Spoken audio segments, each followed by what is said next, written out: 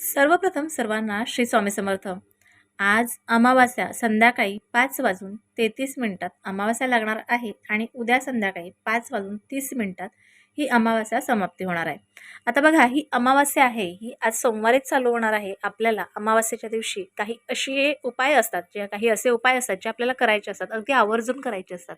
कारण आपल्याला कधी-कधी आपल्या घरात कटकटी असतात, भांडणं असतात, आजार असतात, तर कधी आपल्याला पितृदोष लागत असतात.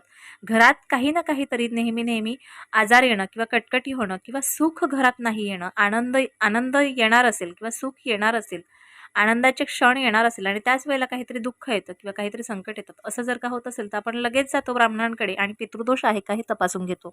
आपली कुंडळी आपण तपासून घेतो. तर बघा, जर का पितृदोष असेल तर अमावास्येच्या दिवशी पितृदोष थोडासा कमी करण्यासाठी आपण काहीतरी उपाय करू शकतो आणि नक्कीच हे केलेच पाहिजे, अगदी पितृदोष असो किंवा नसो. कारण आपल्याला माहेरचे आणि सासरचे दोन्ही पितृदोष आपण आपल्या पाठीशी असतात. त्यामुळे आपल्याला काही दोष दूर करण्यासाठी नक्कीच छोटे छोटे उपाय करायचे असतात. आता अमावास्येच्या दिवशी जर का तुमच्या आजूबाजूला कुठे जवळ नदी असेल तर मोठ्या नदीत आंघोळ करणं तर खूप शुभ असतं. पण नसेल तर काय, तर आपल्या घरातच आपण जर का आपल्याकडे पंचगव्य असेल तर पंचगव्य किंचितच आपल्या आंघोळीच्या पाण्यात घालायचं आणि त्या दिवशी आंघोळ करायची. बघा, ह्या दिवशी देवघर साफ स्वच्छ करायचे. खूप साऱ्या गोष्टी असतात ज्या आपण करू शकतो. ह्या दिवशी पितरांसाठी आपण दही भात सुद्धा ठेवू शकतो किंवा दही भाताचा शिंतोडा आपण पूर्ण चौफेर घराभोवती आपण करू शकतो. शिवाय बऱ्याचशा गोष्टी आहेत बघा. आपण काय करायचं आहे, खूप साऱ्या गोष्टी आहेत. पिंपळाच्या झाडाखाली आपल्याला पिंपळाखाली एक दक्षिणेला दिवा लावायचा असतो, ज्याच्यात तिळाचं तेल घालायचं असतं आणि ह्या दिवशी नक्कीच ही सेवा आवर्जून करायची असते. ह्या दिवशी जसं आपण काय काय करत असतो, उपाय करत असतो, त्या दिवशी दानसुद्धा करू शकतो. तर बघा, दान करणंसुद्धा खूप गरजेचं असतं. आता पितरांची सेवा काय करायची असते, तर पितरांची सेवासुद्धा काय दान करून आपण सेवा करू शकतो. खूप उन्हाळा सुरू झालेला आहे. ह्या दिवसात तुम्ही जे कुठे पाण्याची सोय करू शकता तर तिथे पाण्याची सोय करू शकता प्राण्यांसाठी, किंवा तुम्ही जर का पाण्याचे बॉटल लोकांना देऊ शकत असतील तर तिथे तुम्ही पाण्याची बॉटल किंवा छत्रीची व्यवस्था करू शकता. खूप साऱ्या गोष्टी करू शकता. चप्पल देऊ शकतात. ह्या खूप साऱ्या गोष्टी तुम्ही ह्या दिवशी करू शकता.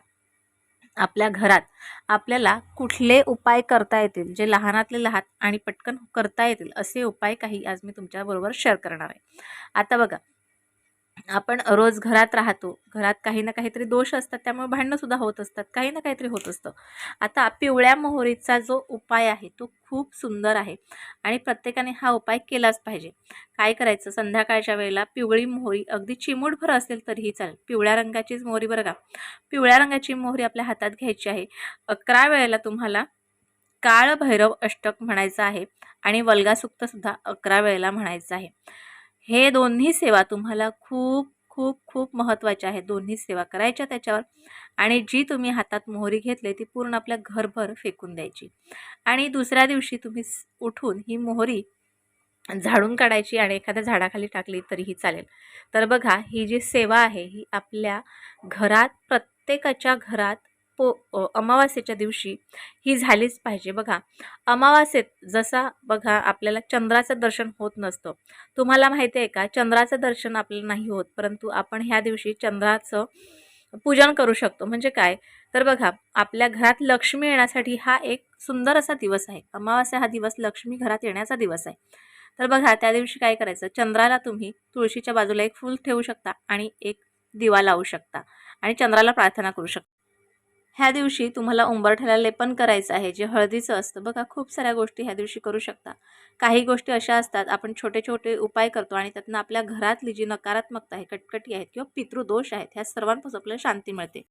उपाय तर खूप सारे आहेत, परंतु आजच्या दिवशी एवढेच उपाय तुम्हाला सांगितले आहेत. तुम्हाला कसे वाटले मला नक्की कळवा आणि ज्यांना कोणाला हवा असेल त्यांना व्हिडिओ नक्कीच व्हॉट्सअपला जाऊन शेअर करा.